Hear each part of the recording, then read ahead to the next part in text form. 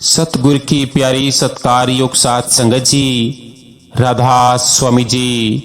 प्यारी साथ संगत जी, आज 23 जून 2026 दिन मंगलवार, आज के इस पावन और रूहानियत भरे सत्संग में आप सभी प्रेमियों का हार्दिक स्वागत है। संगत जी, संतों के वचनों को आगे बढ़ाना, इसे हर भटके हुए जीव तक पहुंचाना भी एक बहुत बड़ी डिजिटल सेवा है। आपका एक सब्सक्राइब इस सत्संग को उन रूहों तक पहुंचाने में मदद करता है जिन्हें इसकी सबसे ज्यादा जरूरत है। इसीलिए यदि आप रोज सत्संग सुनते हैं तो नीचे दिए गए सब्सक्राइब बटन को अभी दबाकर इस रूहानी परिवार का हिस्सा बने और बेल आइकन को जरूर दबाएं ताकि कोई भी सत्संग आपसे छूटे नहीं।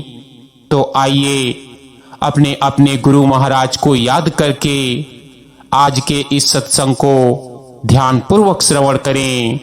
संगत जी, आज का यह सत्संग उन सभी इंसानों के भ्रम को तोड़ने के लिए है जो इस गलत फहमी में जी रहे हैं कि इस दुनिया को चलाने वाला कोई मालिक नहीं है, कोई देखने वाला नहीं है और इंसान जो चाहे जैसा चाहे कर्म कर सकता है, उसे रोकने टोकने वाला कोई नहीं है। आज समाज में चारों तरफ हम देखते हैं कि लोग चालाकी, बेईमानी और झूठ के सहारे जी रहे हैं और सोचते हैं कि उन्हें कोई नहीं देख रहा।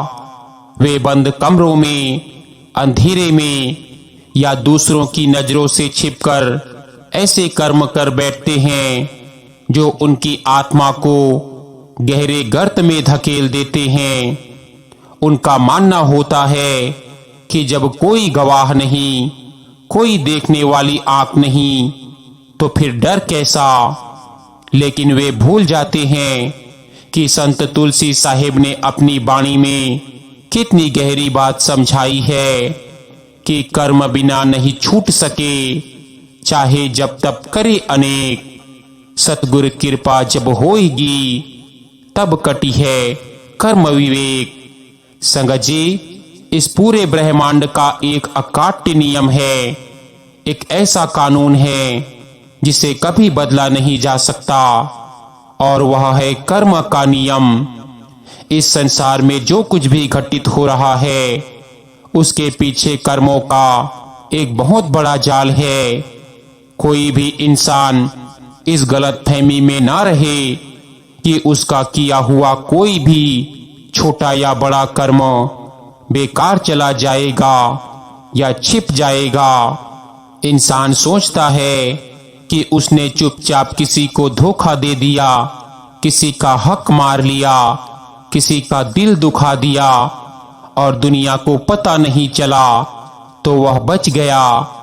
लेकिन वह यह नहीं जानता कि कुदरत के पास हर एक पल का हिसाब रखने वाला एक ऐसा सिस्टम है जो कभी गलती नहीं करता, जिसे हम विधाता का विधान या कर्म की थ्योरी कहते हैं। वह इतनी अचूक है कि उसमें तिल मात्र भी हेरफेर नहीं हो सकता। कई लोग तर्क करते हैं कि यदि कोई परमात्मा है, कोई मालिक है, तो वह दुष्टों को सजा क्यों नहीं देता। वे देखते हैं कि जो लोग बुरे कर्म कर रहे हैं वे महलों में रह रहे हैं, ऐसो आराम की जिंदगी जी रहे हैं, और जो सीधे साधे ईमानदार लोग हैं वे दुखों का सामना कर रहे हैं। इस दृश्य को देखकर अज्ञानी पुरुष कह उठता है कि कोई ईश्वर नहीं है, सब अंधेर नगरी है। लेकिन संतों और महापुरुषों ने हमें बार बार चेताया है कि कर्म की गति बहुत गहरी और लंबी होती है। आज जो व्यक्ति बुरा कर्म करते हुए भी सुखी दिख रहा है, वह दरअसल अपने पिछले जन्मों के संचित पुण्यों का फल भोग रहा है। जैसे ही उसके पुण्यों का बैंक बैलेंस खत्म होगा, वैसे ही उसके इस जन्म के पापों का घड़ा फूटेगा और उसे ऐसी दर्दनाक सजा भुगतनी पड़ेगी कि वह तड़प उठेगा। कुदरत के घर में देर है अंधेर नहीं। संत तुलसी साहिब कहते हैं कि चाहे कोई कितना भी जप कर ले, तप कर ले, व्रत उपवास रख ले या तीर्थों की यात्राएं कर ले, जब तक कर्मों का हिसाब किताब पूरा नहीं होता तब तक जीव इस 84 के चक्रव्यूह से मुक्त नहीं हो सकता। बाहरी आडंबरों से, केवल ऊपर ऊपर से धार्मिक दिखने से कर्मों का बोझ हल्का नहीं होता। इंसान सोचता है कि वह पूरे हफ्ते बेईमानी करेगा, किसी का खून चूसेगा और संडे या मंडे को जाकर किसी मंदिर, मस्जिद, गुरुद्वारे में कुछ दान पुण्य कर देगा या थोड़ा जप तप कर लेगा तो उसके सारे पाप धुल जाएंगे। यह इंसान की सबसे बड़ी मूर्खता है। कर्म का फल तो भोगना ही पड़ेगा। कर्म एक ऐसा बीज है जिसे यदि आपने बो दिया है तो उसकी फसल आपको ही काटनी पड़ेगी।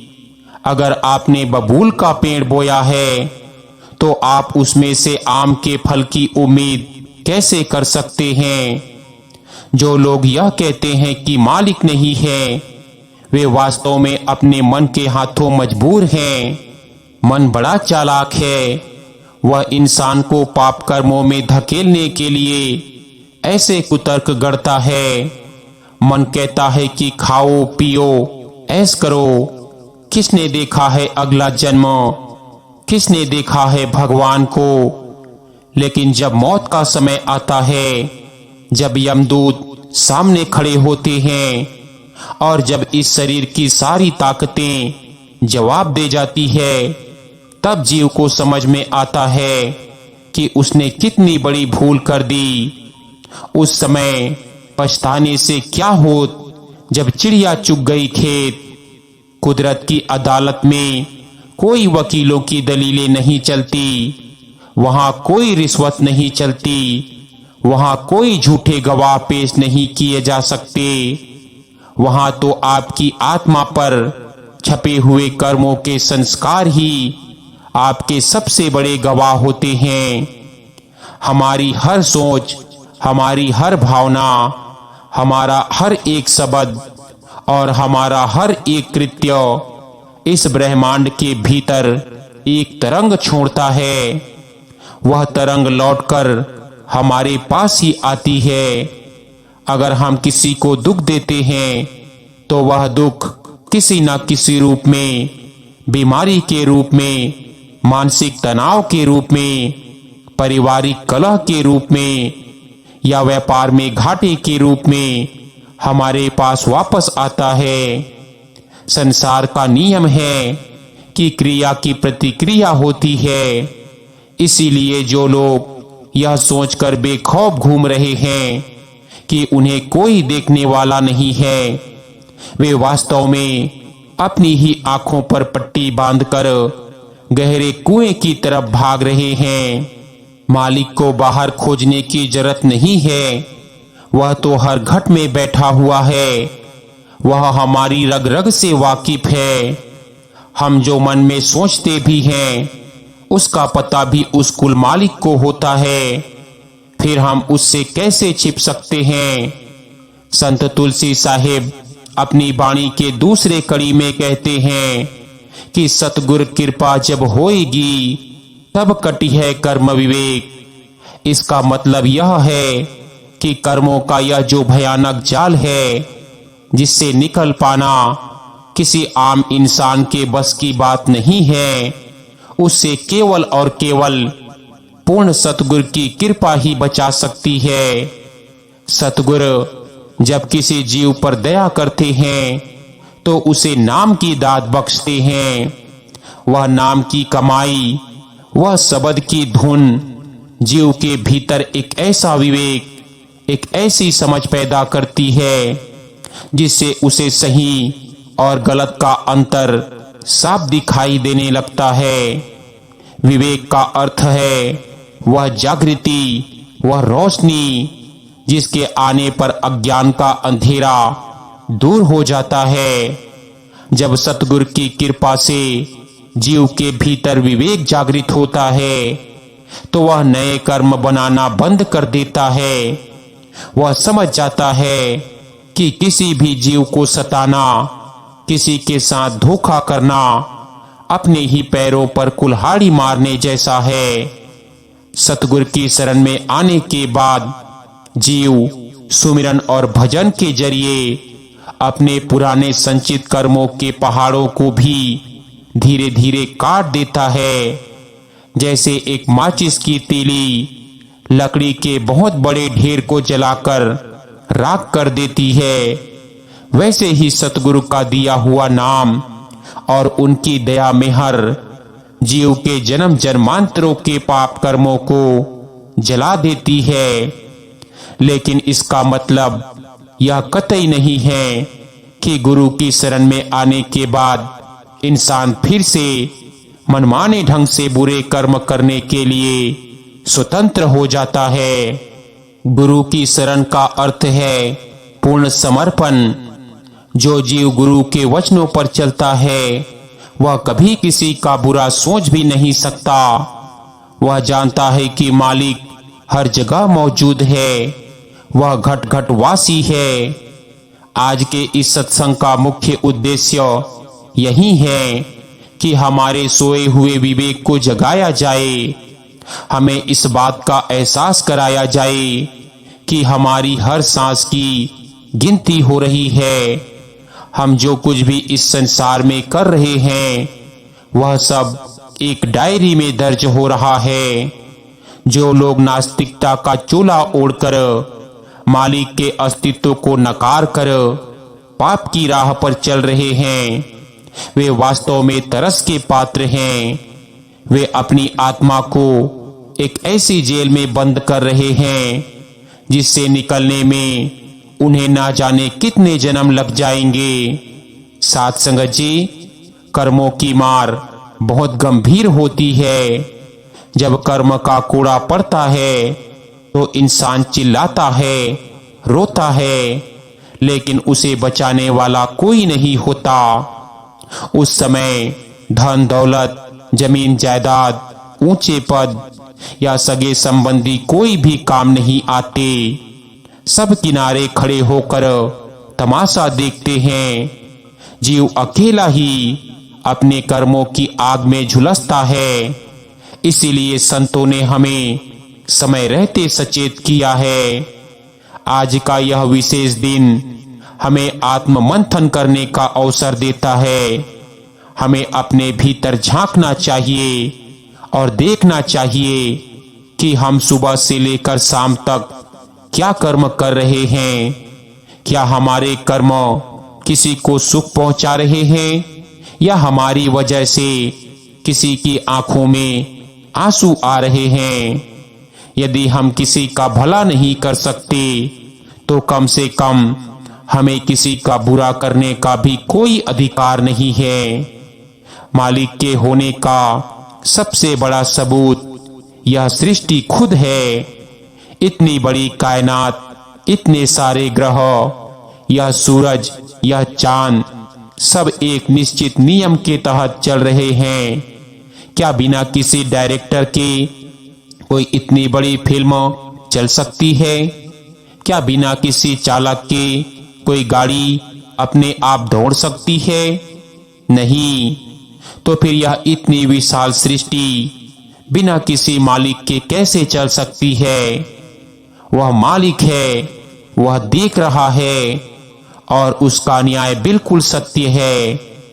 जो लोग इस सत्य को स्वीकार नहीं करते वे अंत में भारी घाटा उठाते हैं।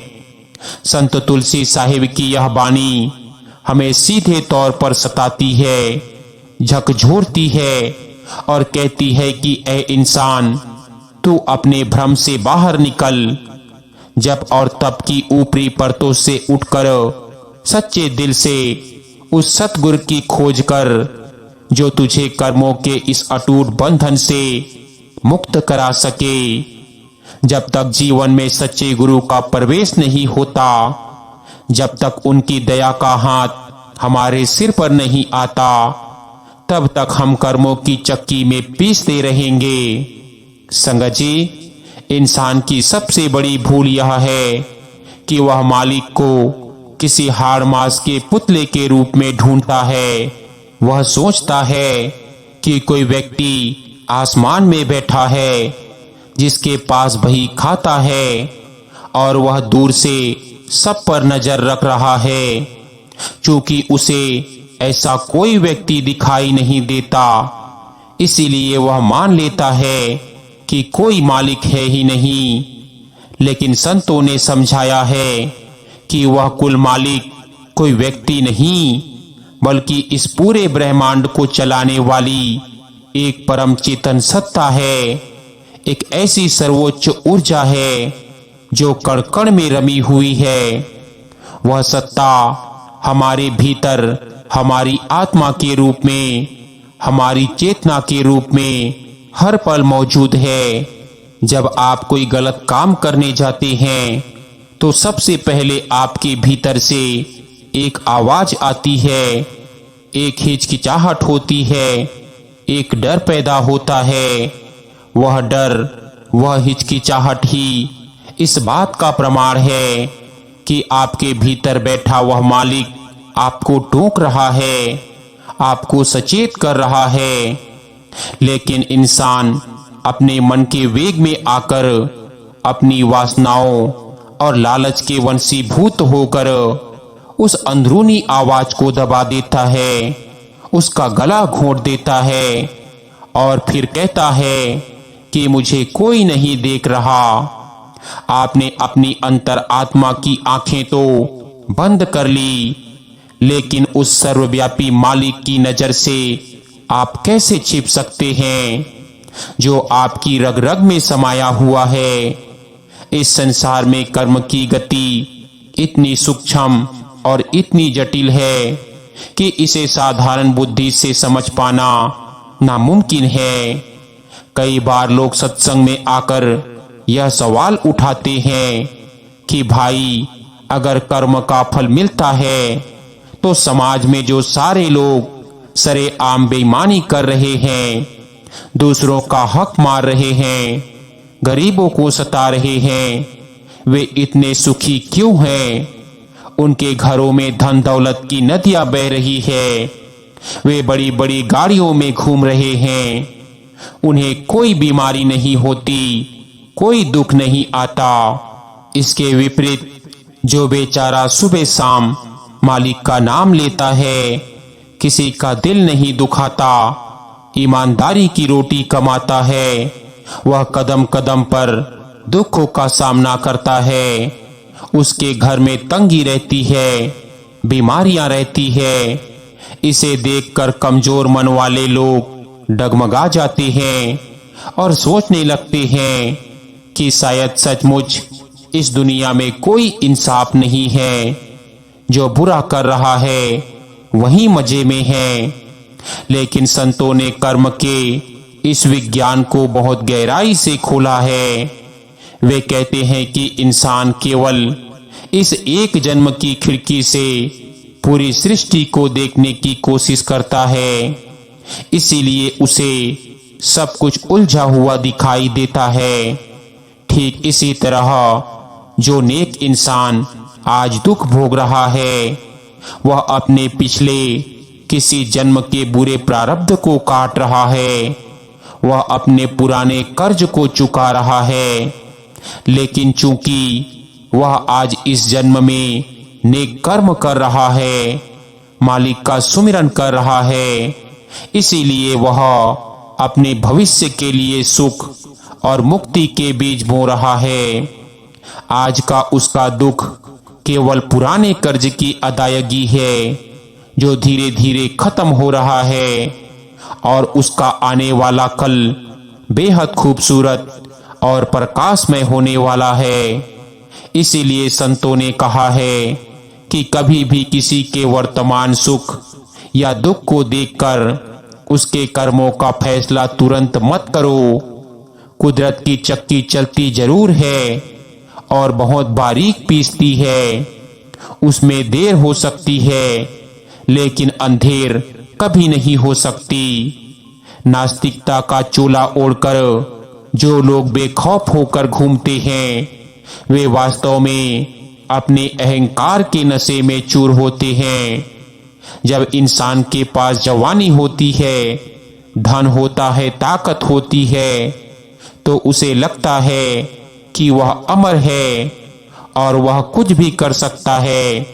वह भूल जाता है कि समय का चक्र बदलते देर नहीं लगती। जो हाथ आज दूसरों पर अत्याचार करने के लिए उठते हैं, कल वही हाथ एक एक दाने के लिए भीख मांगने के लिए भी मजबूर हो सकते हैं। जो आंखें आज दूसरों को हिकारत से देखती है, कल उनमें लाचारी के आंसू आ सकते हैं। यह सब कर्म का ही खेल है। कुदरत किसी से बदला नहीं लेती, वह तो केवल आपके द्वारा फेंकी गई गेंद को वापस आपकी तरफ उछाल देती है। अगर आपने संसार को प्यार दिया है तो घूम फिर कर प्यार आपके पास आएगा। अगर आपने संसार को धोखा और नफरत दी है तो वही धोखा और नफरत 100 गुना होकर आपके पास वापस लौटेगी। संत तुलसी साहेब ने इसी सत्य को जगाने के लिए अपनी वाणी में कहा है कि कर्म के बिना जीव छूट नहीं सकता। आप चाहे कितने भी बाहरी आडंबर कर लें, कितनी भी चालाकी कर लें, आप कुदरत की अदालत को धोखा नहीं दे सकते। दुनिया की अदालत में तो आप गवाहों को खरीद सकते हैं, सबूतों को मिटा सकते हैं, वकीलों की दलीलों से जज को गुमराह कर सकते हैं, लेकिन उस मालिक की अदालत में आपकी आत्मा खुद ही अपनी गवाह बन जाती है। वहां आपकी सोच की एक एक तरंग दर्ज होती है। जब इंसान इस सच को स्वीकार नहीं करता तो वह अपने चारों तरफ दुखों का एक ऐसा जाल बुन लेता है जिससे निकलना उसके लिए असंभव हो जाता है। संगत जी, आज का यह सत्संग हमें यही नजरिया देता है कि हम जागें, हम इस खुशफहमी में ना रहें कि हमें कोई नहीं देख रहा। जब हम अकेले होते हैं तब भी हम अकेले नहीं होते। हमारा मालिक, हमारा सतगुरु हमारे साथ होता है।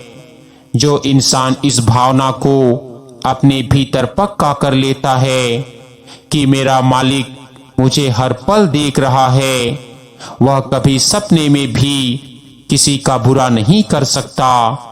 उसके दिल में दया, करुणा और प्रेम का वास हो जाता है। वह समझ जाता है कि किसी दूसरे जीव को सताना वास्तव में उस परमात्मा को सताना है जो उसके भीतर बैठा है। इसीलिए आज का यह सत्संग हमें गहराई से सोचने पर मजबूर करता है कि हम अपनी जिंदगी को किस दिशा में ले जा रहे हैं। क्या हम मन के पीछे चलकर अपने कर्मों का बोझ बढ़ा रहे हैं या हम संतों के वचनों को मानकर अपने जीवन को सुधार रहे हैं? आइए इस सत्य को अपने हृदय में धारण करें और अपने हर कर्म के प्रति जवाबदेह बने, क्योंकि मालिक की नजर से कुछ भी छुपा हुआ नहीं है। संगत जी, आज 23 जून 2026 के इस विशेष सत्संग का यही संपूर्ण निचोड़ है कि मालिक के अस्तित्व को नकार कर मनमाने कर्म करने वाले लोग अपनी ही आत्मा का पतन कर रहे हैं। कर्म का विधान अकाट्य है, पर सतगुरु की दया का हाथ उससे भी बड़ा है और शक्ति और सर्वशक्तिमान है। आइए अपने अहंकार और नास्तिकता के भ्रम को त्याग कर सतगुरु के चरणों में पूर्ण आत्मसमर्पण करें। मालिक को अंग संग जानकर नेकी के मार्ग पर चलें, सुमिरन की कमाई करें, ताकि हमारा विवेक जागे, कर्मों का बंधन कटे और हमारी आत्मा अपने निज धाम सचखंड को प्राप्त कर सके। आज इस सत्संग के दौरान जो भी भूल चूक हुई हो उसके लिए क्षमा चाहते हैं। हाँ जी।